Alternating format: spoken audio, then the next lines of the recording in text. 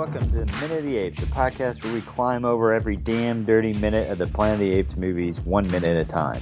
I'm your host, Sean, and joining me as always is my co-host, Todd. Hi, everyone. Alright, we're starting minute 27 with a dramatic zoom in on a tree and ends with Taylor stripping down in a waterfall. And as of minute 27, we have 3 living humans, 1 dead human, no apes, and strange creatures on the horizon. Man, Taylor just dismisses those scarecrows right off the bat. To hell with the scarecrows. Once again, Taylor would be the one that says, "Oh, I'm going to lead you. Let's go look at those. To hell with it." Because, I mean, go ahead. What did he see in the trees that I didn't? Well, I thought the same thing. It's kind of weird because, obviously what they want you to hear is suddenly the soundtrack brings in the sound of rushing water. These guys have been in the desert. They're parched. It's all that, the rushing water. But then the image you want to put together with it is a zoom in on a tree. Yeah, that didn't make any sense to me. Because it felt like they were trying to show us something in the tree that you just didn't see. It might have worked if we'd not seen all the weird foliage and vegetation already. Let's say that the only thing they'd seen was our little space ragweed that was out there. Yeah. And suddenly now here's a tree. Tree obviously has to have moisture.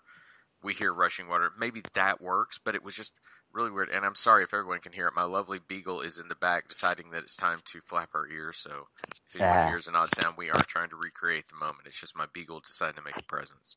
Well, my dogs have laid themselves down, so we should be okay over here. They're good dogs. But yeah, it is just a weird... It's showing that 60s filmmaking technique of zoom and don't push, so do it through the lens, which is already weird enough, but why a tree? Yeah. And you would think that at least Dodge would have hung out looking at the scarecrows because of his legendary curiosity. Right. But no, he just bolts up there with him, and Landon just leaves the backpack for Dodge to carry. He didn't even give it a second thought. Did he? I didn't even notice that. He helps pull up Dodge, and then just walks off and makes sure that Dodge picks up the backpack. Well, maybe they all immediately, when they crest over this hill they've been climbing that took a whole minute to get up there, maybe they all hear the rushing water. Now, they don't know that that's not rushing acid, that it's not that's what flowing I was gonna say. lava. They don't know. I'm going to assume that it's been a couple of days, like we've been talking about, since they're so excited by the water, but they did absolutely zero testing on it to make sure that it was safe. They don't know anything about this planet, and they just jump in the next body of water they find. I thought the exact same thing. You've got people who, at least the minute they got to land, tested the soil. For whatever reason, a soil test was what they had to do. Mm-hmm. Now it comes to water, they don't test it. And after you've been in the desert for 3 days, isn't the first thing you do drink the water? Yeah. Not go for a swim? Yeah. Although we got some nice tight men bands. Well, that's going to lead into tomorrow's, where there is some very odd eroticism that could be said, but I don't want to get ahead of myself. So to make a note here too, we once again get our handheld camera introducing chaos. But one thing that I love in this is Goldsmith's score uses a thing called a flexitone. I don't know if you know what a flexitone is, but I'll describe to everybody. It's percussive instruments. Is that the thing that was in the back of the DeLorean in Back to the Future? Yes, it was actually the first version of what they used to make the time jump there. But a flexitone is actually this very simple percussive instrument that it looks like a piece of sheet metal, and it has a little handle, and you can bend it with your thumb, and then it has a little spring-loaded striker on it.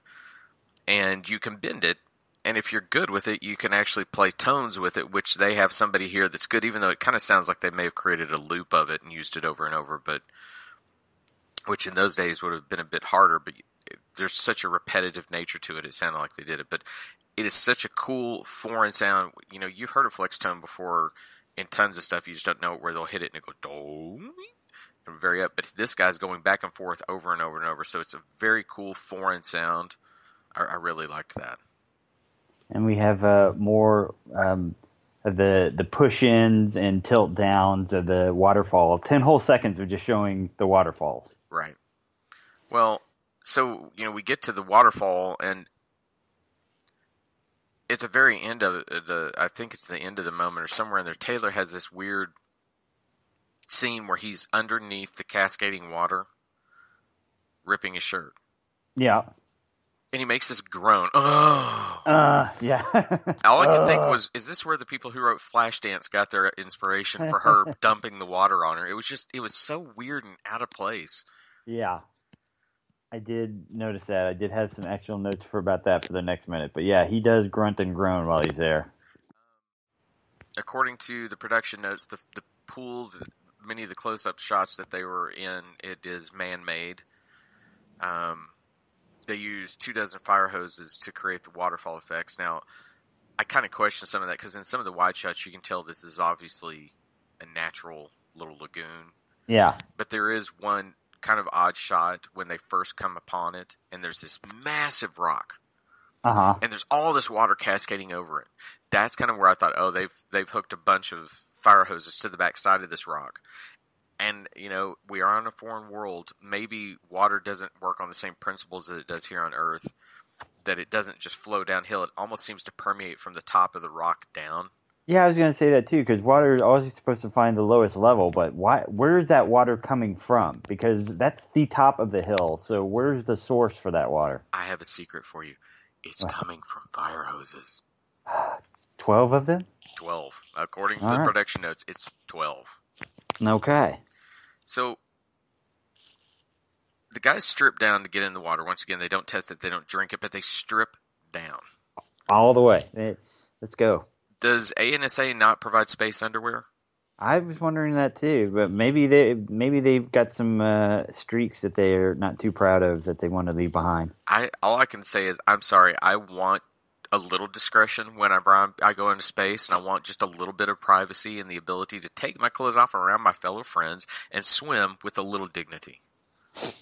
Well, there's nothing undignified about a little skinny dipping every now and then. I guess so, but and then Dodge starts screaming like a kid who's jumping into the lake on a weekend morning. They're exploring scarecrows.